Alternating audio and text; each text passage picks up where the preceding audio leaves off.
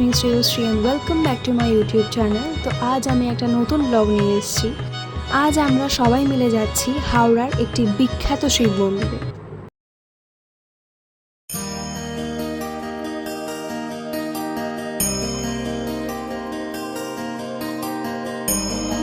তো আমরা এখন একটা শিব মন্দিরে যাচ্ছি, যে শিব মন্দিরটার নাম আমি জানি না। শিব মন্দিরটার নাম জানি,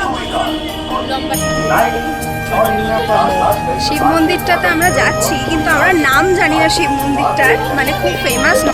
আমরা এখন লঞ্চ ধরবো, লঞ্চ ধরে তারপরে আমরা যাবো। আমাদের বাড়ি থেকে শিব মন্দিরটা খুব বেশি দূরে না, বড়জোর 15 থেকে 20 মিনিট লাগবে।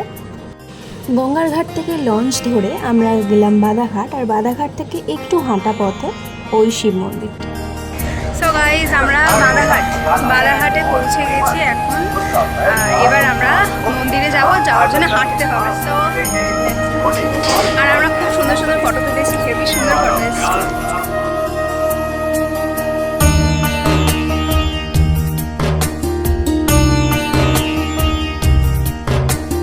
চলে এসছি আমরা শেঠ বংশীধর চালান স্মৃতি মন্দির।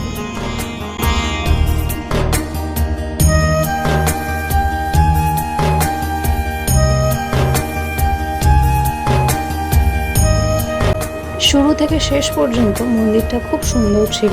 আমি এই নিয়ে সেকেন্ড টাইম মন্দিরটাতে গেছিলাম।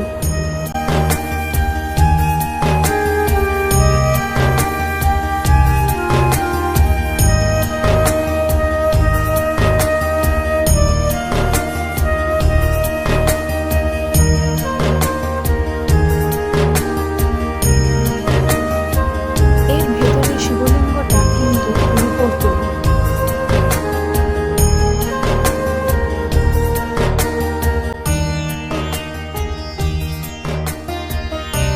সেই দিন মন্দিরে খুব ভিড় ছিল। আমরা 5টা থেকে 5:30 নাগাদ গেছিলাম। এতটাই ভিড় ছিল যে আমরা একটাও ঠিকঠাক ফটো ক্লিক করতে পারিনি।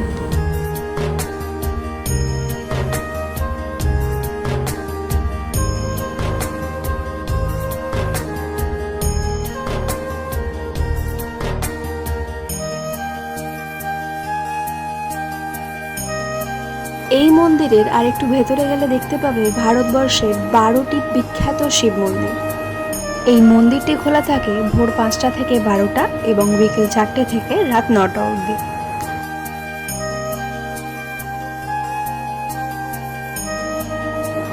প্রথমেই আছে বিখ্যাত সোমনাথ মন্দির, তার পাশেই আছে মহাকালেশ্বর টেম্পল, যেটা মধ্যপ্রদেশে উপস্থিত। শিবরাত্রির দিন এই মন্দিরের উদ্বোধন করা হয়। তার পাশেই আছে মল্লিকার্জুন মন্দির, যেটা অন্ধ্রপ্রদেশে উপস্থিত। তার ঠিক পাশেই আছে আমাদের সবার প্রিয় কেদারনাথ মন্দির, যেটা উত্তরাখণ্ডে অবস্থিত। তার ঠিক পাশে আছে ওমকালেশ্বর মন্দির, যেটা মহারাষ্ট্রে উপস্থিত। তার ঠিক পাশে আছে বৈদ্যনাথ মন্দির, যেটা ঝাড়খণ্ডে উপস্থিত।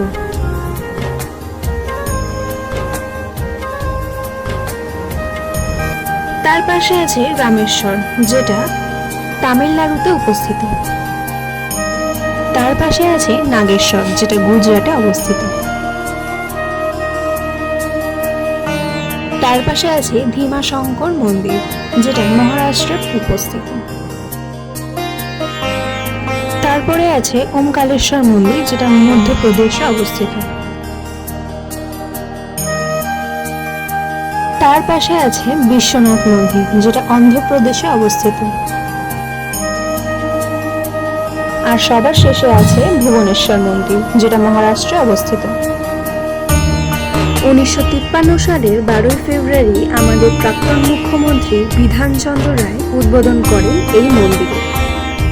আর এই হচ্ছে সেই 51 ফিট লম্বা শিব ঠাকুর, যার 4টি মাথা আছে।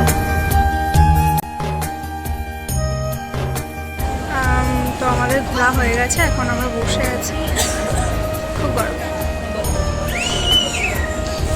একটু বেশিই গরম আজকে। মম্মিকে পাস बैठे हैं।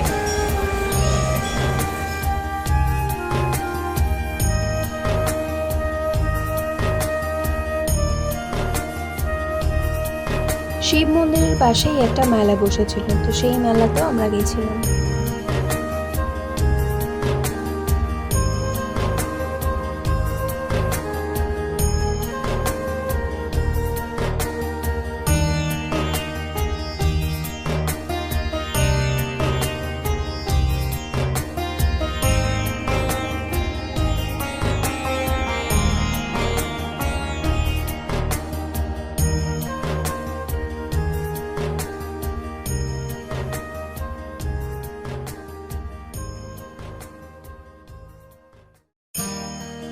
পটাটো টুইস্টারের সাথে সাথে আমরা আরও টুকটাক ছোটোখাটো জিনিসপত্র খেয়েছিলাম মেলা থেকে।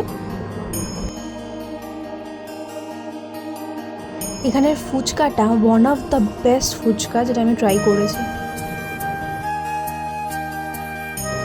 আর বাধাঘাটের এই লস্যিটা আমার সব থেকে ফেভারিট, যেটা খুব ফেমাস বাধাঘাটে। একটা ভাঁড় খেলেই একজনের পেট ভরে যাবে পুরোপুরি। আমরা 2টো ভাঁড় নিয়েছিলাম।